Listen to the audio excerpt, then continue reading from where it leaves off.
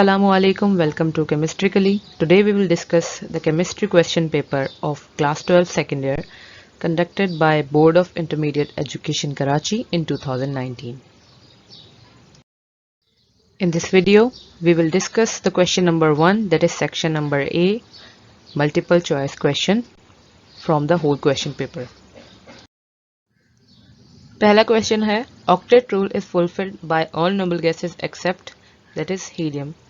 Because helium वो वाहिद gas होती है जिसमें इतने एनफ इलेक्ट्रॉन्स नहीं होते कि उसमें के अलावा भी शेल्स फिल हो सके. उसके अलावा जितनी होती हैं like neon, argon, xenon, they all have their shells fulfilled apart from K, that is L is also fulfilled, all have 8 electrons in their outer most shell, but only helium is the one which do not have enough electrons, which we can see that it has only 2 electron in its outermost shell, that is K shell. So it is the only noble gas which does not fulfill the octet rule.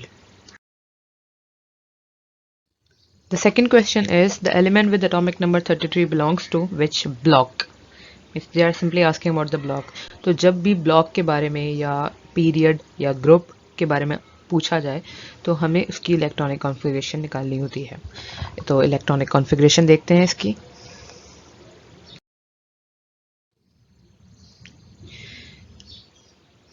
तो जब हमने 33 जो number है उसकी electronic configuration की तो हमारे पास n में जो भी figure I that is 4p3. तो 4p3 एक हमारे पास एक बहुत ही कॉम्प्रिहेंसिव नंबर होता है जो कि हमें बहुत सारी इसकी स्पेक्स बता रहा होता है. बट क्योंकि हमें सिर्फ ब्लॉक देखना है तो वी कैन क्लियरली सी कि ये p ब्लॉक से बिलोंग करता है.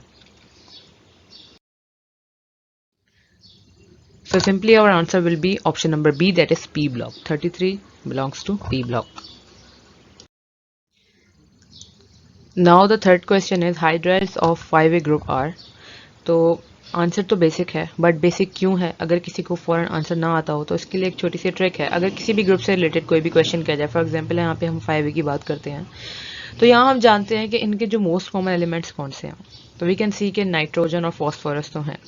अब फॉस्फोरस और बाकी इतने उनके एलिमेंट्स इतने कॉमन नहीं होते, बट नाइट्रोजन की अगर मैं बात करूँ तो इसके बहुत ही बहुत ज़्यादा इसकी स्टडी की जाती है, तो बहुत ज़्यादा इसके कॉमन कंपाउंड्स होते हैं. So the most common hydrides of nitrogen is ammonia, जिसको हम बेसिक केमिस्ट्री से ही बहुत ज़्यादा स्टडी करते हैं, और सबको एक बात पता होती है कि ammonia is a basic gas. तो यहाँ से हमें एक क्लू मिलता है कि 5A ग्रुप के बाकी भी फिर बेसिक ही होंगे. तो hydrides of 5A group are basic. Fourth is, the nucleus of tritium consists of. So as we can see that tritium has an atomic number of 1 and mass number of 3, which clearly indicates that it has a 1 proton and 2 neutrons. So the answer is option number C. Fifth is, which metal forms superoxide? तो answer is C. तो पहली ये चीज़ है कि only alkali metals form the super oxide. ठीक है, super oxide सिर्फ alkali metals के फॉर्म होते हैं. तो यहाँ पे एक क्वेश्चन अराइज हो सकता है कि हमारे पास जो ऑप्शन नंबर A है ये भी तो एक अल्कली मेटल है, बट द रीज़न इज के सुपर ऑक्साइड अल्कली मेटल में भी सिर्फ ये स्पेसिफिक बनाते हैं, sodium, potassium, rubidium and caesium. सिर्फ यही अल्कली मेटल सुपर ऑक्साइड बनाएंगे. दैट इज वाई हमारा आंसर जो है A नहीं है. और A क्यों नहीं, उसका रीजन ये. Answer is C. Now sixth is, antidote of H2S poisoning is very dilute. So first of all हमें ये जानना जरूरी है कि एंटीडोट होता क्या है. Antidote is something which usually delete और eradicate the influence of something. तो अब H2S का जो असर है वो ख़त्म क्लोरीन से होता है. That is why antidote of H2S is chlorine. सातवां सवाल है, galvanised iron means iron coated with. तो दिस इज जिंक, क्योंकि गैल्वेनाइजेशन की डेफिनेशन ही यही होती है कि कोटिंग ऑफ आयरन और steel with a protective layer of zinc is called galvanisation. That is why our answer is option number D. Eighth question is, the product of heating boric acid to 140 degree centigrade is. The answer is metaboric acid. इसको further जब heat up किया जाता है 300 degree centigrade और इससे above पे, तो then it becomes a pyroboric acid. But इतनी टेम्परेचर रेंज पे ये मेटाबोरिक एसिड ही बनता है. Now the ninth is this one is condensation polymer. तो ये भी एक मेमोरी बेस्ड क्वेश्चन है और इसका आंसर है terylene. And the other possible answer could be, अगर टेरेलिन ना लिखा हो कुछ और लिखा हो तो हम किस पे टिक करेंगे, that is polyester. Polyester and terylene are same things. 10th is the number of isomers of pentane is 3 basically, and all these three are pentane, isopentane and neopentane. Apart from these three, no other structure can be found by using the chain of this pentane. So only three are the possible isomers of pentane. Propanone and propanol are functional group isomers. Functional group isomers ये इसलिए हैं कि अगर हम propanol को देखें तो ये हमारे पास एल्डिहाइड फॉर्म कर रहा है, एल्डिहाइड। और अगर हम स्ट्रक्चर देखें प्रोपेनॉन का तो ये हमारे पास कीटोन की स्ट्रक्चर आ रहा है, कीटोन का। तो दैट इज वाई, क्योंकि यहाँ पे फर्क ही सारा फंक्शनल ग्रुप का है, यहाँ पे एल्डिहाइड का फंक्शनल ग्रुप है, यहाँ पे कीटोन का फंक्शनल ग्रुप है, तो इसीलिए they are functional group isomers. So 12th is this is not a nucleophile. So first of all, what is nucleophile? Nucleophile is something, nucleophile means nucleus loving. तो क्योंकि nucleus एक positively charged substance होता है, तो इसलिए जो भी चीज़ nuclear की तरफ अट्रैक्ट होगी, न्यूक्लियर लविंग होगी, वो नेगेटिवली चार्ज होगी या नेगेटिव इन्फ्लुएंस होगा। तो फर्स्ट ऑफ ऑल कुछ न्यूक्लियोफाइल की निशानियां होती हैं, और भी होती हैं, लेकिन जो बेसिक हैं वो सबसे ज़्यादा है कि it has a lone pair. And now if we see our options, तो हम यहाँ देखेंगे कि NH3 एक वाहिद एलिमेंट है, सॉरी कंपाउंड है यहाँ पे, जिसके पास एक लोन पेयर होता है, तो ये तो हमारा ऑप्शन नहीं हो सकता। उसके बाद सेकंड है कि आर नेगेटिवली चार्ज्ड, तो ये भी हमारे पास साइनाइड ग्रुप नेगेटिव चार्ज है, हाइड्रोक्साइड ग्रुप भी नेगेटिव चार्ज है, तो हमारा आंसर होगा option number D, that is BF3, because BF3 में ना कोई लोन पेयर है, ना कोई हमारे पास नेगेटिव चार्ज है, सारी वैलेंसी फुल है, तो इसीलिए हमारा आंसर है D. Now the 13th question is reduction of aldehyde gives.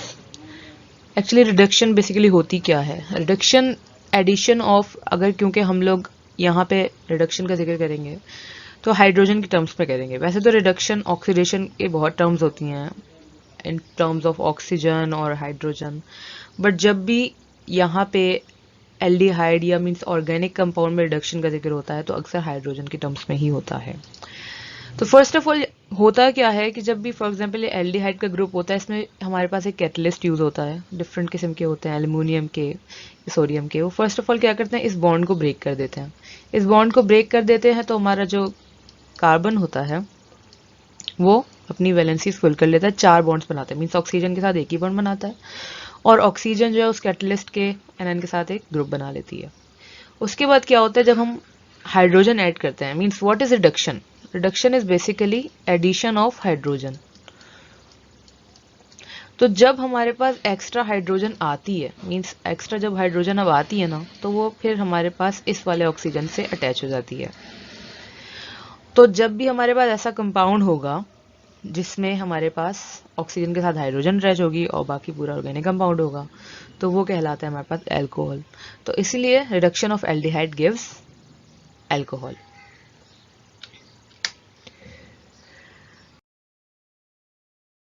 तो ये कुछ टर्म्स हैं जो मैंने last video 2019 past paper of NED university में मैंने शेयर की थी, तो उसको मैंने ज़रा सा रिकॉल कर लिया है। तो अगर किसी को कन्फ्यूजन है अभी भी रिडक्शन एंड ऑक्सीजन से रिलेटेड, तो इससे वो क्लियर कर सकते हैं। Now the question is hybridization in the carbon atom of carbonyl group is of the type. So first of all, what is carbon atom of the carbonyl group?